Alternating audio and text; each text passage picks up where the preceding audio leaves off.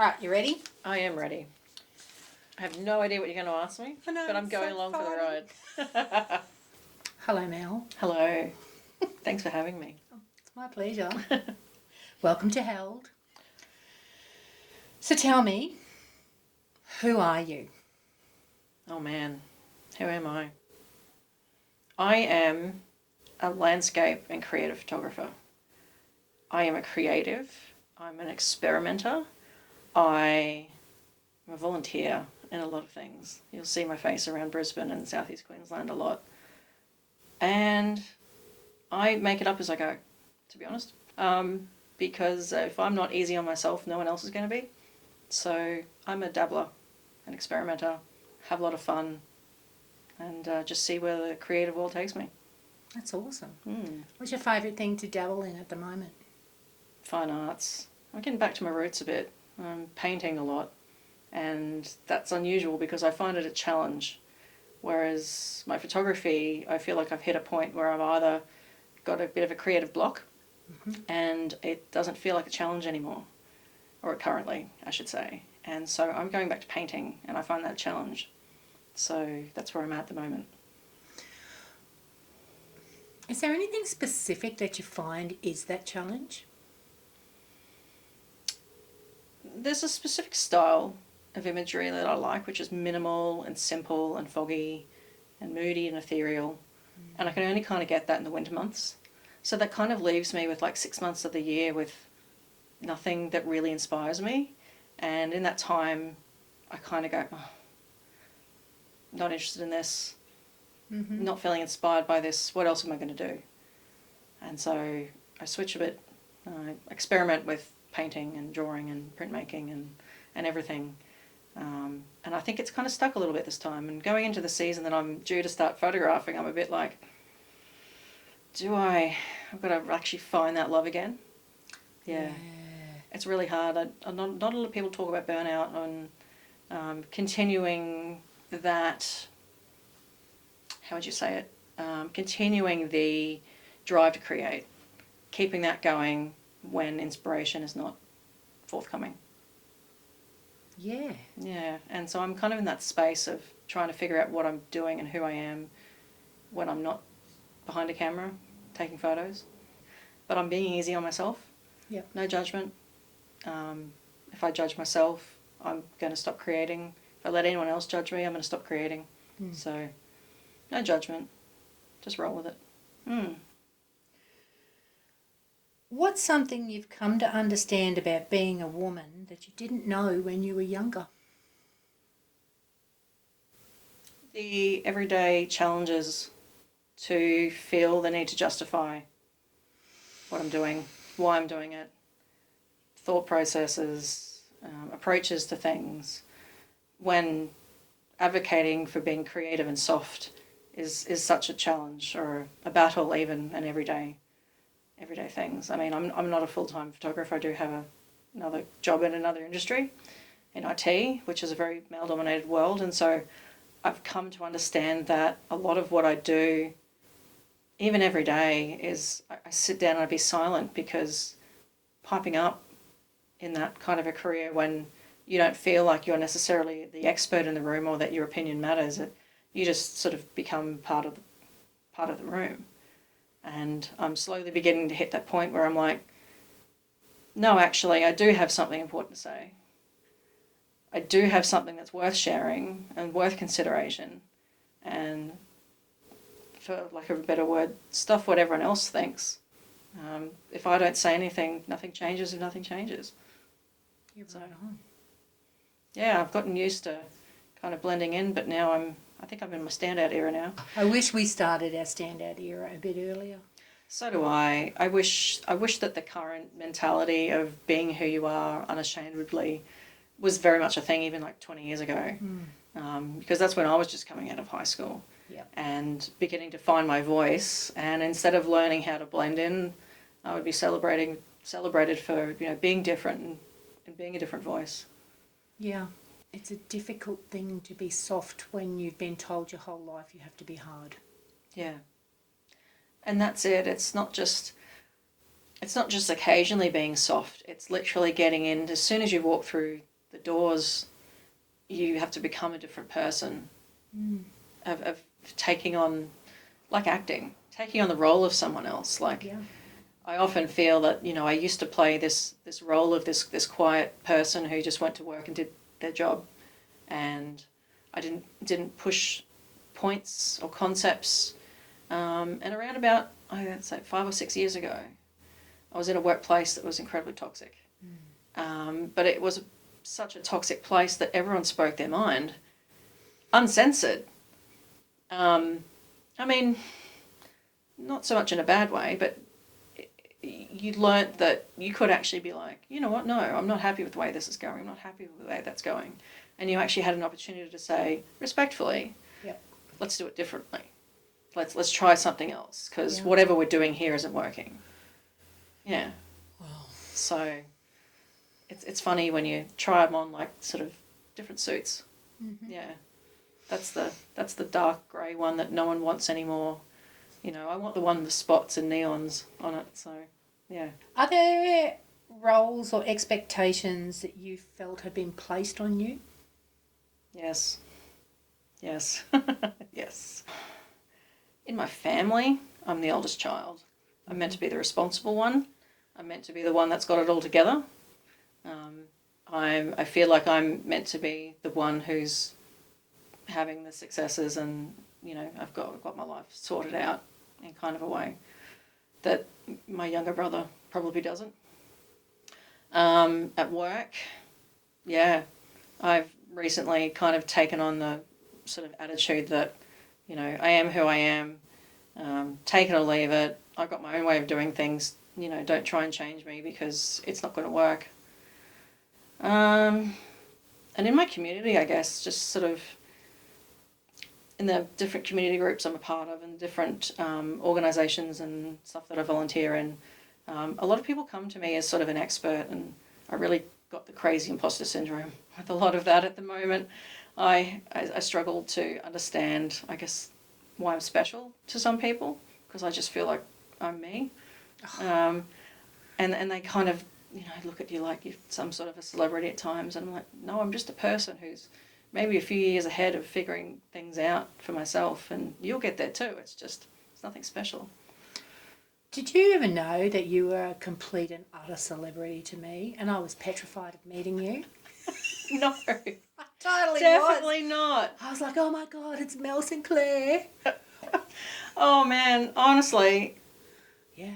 I remember you, Amanda, from when you turned up to the AOPP a couple of years back. Oh, jeez. And I remember talking to you before and after a print critique at some point. God damn. And I remember that. I don't remember what we talked about. Years. I know, but I don't remember what we talked about. But I remember meeting you. Wow. And remembering you. Wow. And then just the throes of life. Yeah. And then here we are again. So. Crikey. Yeah, I got to say, I'm no one special. I know, you totally are. I've just fallen down the trap. I've fallen down the trap. I've figured myself out to a point, and I know what I want. I know what I'm about. So, I guess. So, how have you navigated these roles that are placed on you? I mean, how do you keep yourself to yourself when you're being pulled in many different directions? Oh, I'm a massive introvert. People wouldn't know it. I mean, sitting in front of a camera is not necessarily my strong suit, but, you know, I'm looking at you, not the camera, so. It's true, that's why I'm sitting here. How I manage it, look, I honestly have to weigh up everything that comes my way as asking the question, is it going to serve me? Is it going to put me in a good light? Is it going to help a cause? Not even self-centered stuff. Is it going to help, you know, someone get a series started? Is it going to draw in people and crowds to a, you know, sort of a charity kind of event or something, or, you know, on the more personal scale, you know, am I going to be able to use it as a marketing tool for myself or my art or something else down the track? And if it's not something, if it's just me giving my time without getting too much back, I'm starting to push back on that stuff. Largely because I create best when I'm bored. And if I'm really busy, I've got no time to get bored, which means I've got no time to create. So I need to allow myself to be bored. That's a big one. Yeah, you need boredom. Yeah, and that's how your brain actually has a chance to rest, and it starts creating and thinking and reflecting on everything you're doing. But if you're forever in go mode, which I have been for the longest time, you're not relaxing, except when you sleep. You're not thinking about your next big idea when you're doing work for somebody else. So I hit that realization point.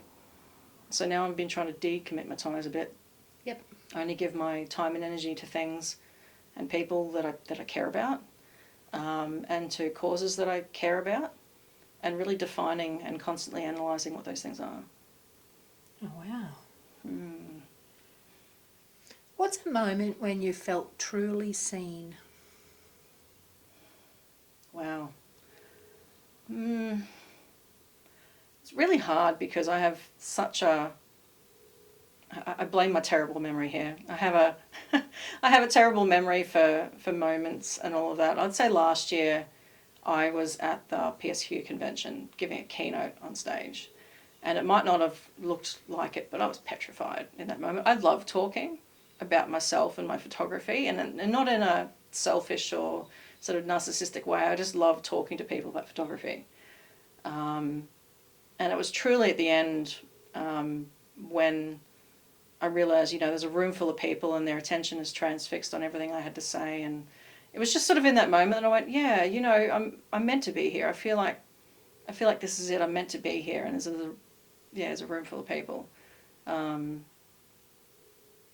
Yeah. I don't know. How did it feel?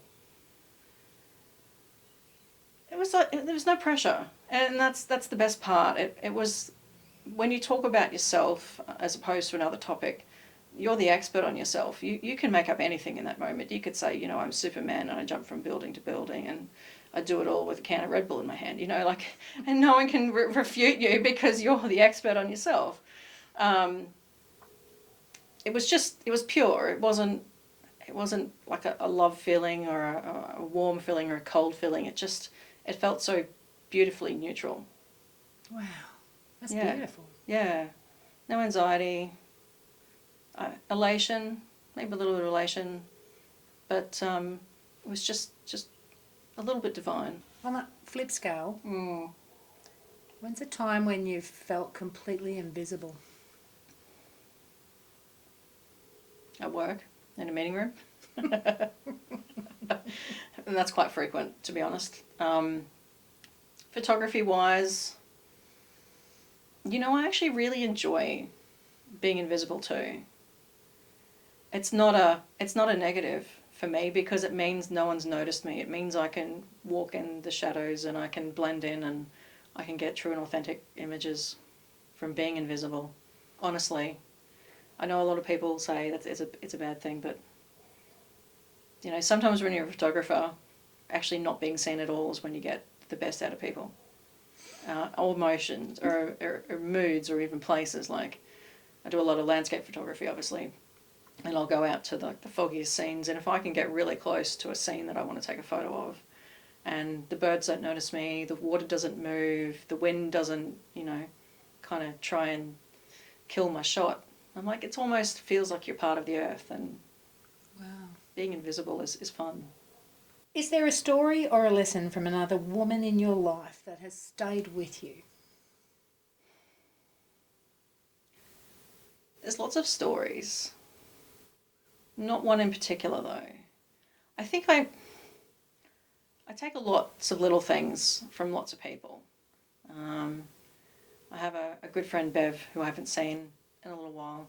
She's in her, I think, early mid-60s.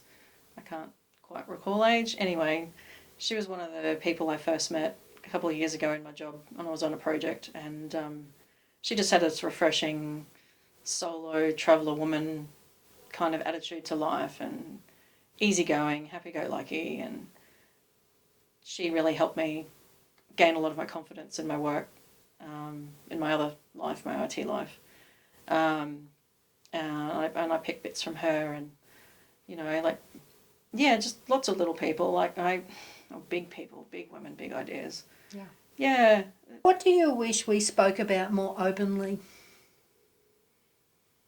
How to how to have the difficult conversations in life. Like what? Like, how do you say to someone, hey, I've noticed a change in your behaviour and you're not the same person you used to be. What's going on? Why people throw up a guard and, get upset with you instead of actually digging deep and answering the question. Why we're all so afraid and we tiptoe around people who are, starting to act differently, or why we can't just say things honestly and openly, both, personally and professionally. As an introvert and a bit of a thinker, I find it really difficult sometimes to keep those sorts of questions quiet. Like, you sit on them and you go, oh, I really love to ask that person's, this question, or, and I'd love to be able to do it without saying, oh, let's go to the pub and, get drunk and let's talk about our deepest, darkest feelings, and neither of us remember it the next day. I just wish we had more language around having difficult conversations with people, or honest conversations with people, open conversations. Yeah. Yeah. Yeah, I'm with you. Yeah. I hate it. We have to have some people feel like they have to hide things all the time. Because I feel like sometimes I can read it in their face and their body language. Yeah. But they don't say it, and I wish they would, because too often people make assumptions about you by knowing, maybe something you did or something you said, but they don't understand the context and they don't get the full story. No. Yeah. So I wish people were more open and honest. I do too. But, what have you got to lose? That's it. You never know when the next moment is going to be something that changes your perspective. You don't know by putting yourself in a different situation whether that's going to, spur on an idea, or is it going to make you feel cleansed. Yeah. Just give everything a go, because, again, if nothing changes, nothing changes. When do you feel most like yourself? When I am out in the wilderness on my own on a foggy morning with nowhere to be, no phone reception, just photographing foggy sunrises. Sweet. Yeah. That's pretty cold, Oh, I love it. I love it. Solo. Look, it's the solo time. It's such a rare, beautiful thing that I get these days. If you think about it, we're perpetually around people all the time, and I really recharge my batteries when I'm on my own. Mm-hmm. So, solo time, shooting time. Have you got a favourite place? Oh, yeah. Lake Wyaralong. I was expecting some exotic overseas country. Oh, always, but, look... But that's expensive to get to, man. 45 minutes down the road. No, that's expensive to get to. Yeah. Yeah, I mean, honestly, I've been so many places in the world, but the time, the expense, the different country thing, and I never used to really enjoy my local area, but, you find these little places that you can go to. They're easy enough to just go, and it's just like you're somewhere else for a minute. Wow. And someone else around the world has been, searching your local location, and is probably dying to go there too. And I've got to remember sometimes to be a tourist in my own town. Just look at it from a fresh perspective. How do you feel about the world today? Oh, I feel like there's a little more hope in it now after the federal election in Australia. What a fucking joke. A little more hope. I'm really scared for the world though. I have not booked any overseas trips this year. I'm really scared that there's going to be world wars everywhere by the end of the year, and we're basically just going to be Australia and New Zealand, been the only two safe places to travel this year. And I don't say that with like a doomsday sort of a thing, but like America, China, Russia, India, Pakistan, all of that stuff, holy moly. And then maybe add in, Japan and North South Korea, all of that, man. That's a lot. That's a lot. And there's a lot of, I can almost forget about going to some of these countries, as beautiful as they are, for a little while.